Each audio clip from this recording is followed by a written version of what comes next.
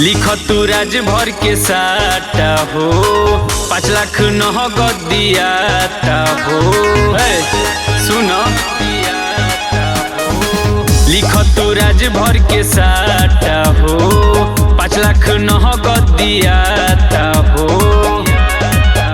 केहू दिले न होई जमाती में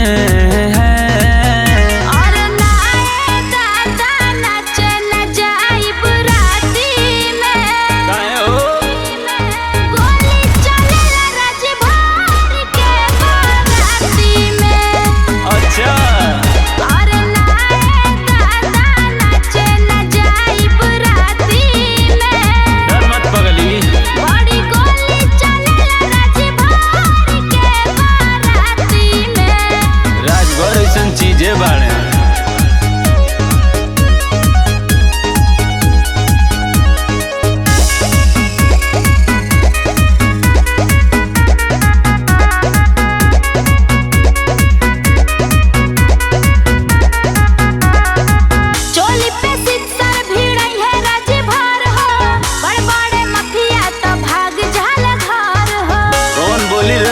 के आगे राजभर हई खाली रंगदारी चली हो। यहाँ दूसरा के जान नहीं डाल गली हो।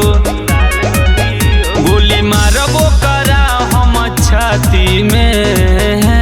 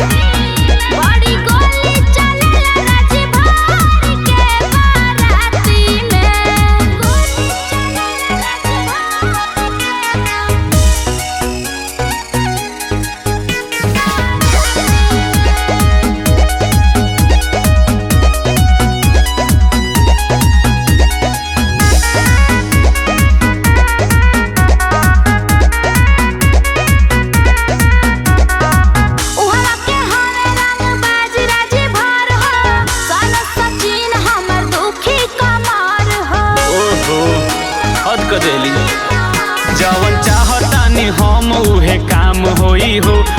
खाटी राज भर सरे आम होई हो।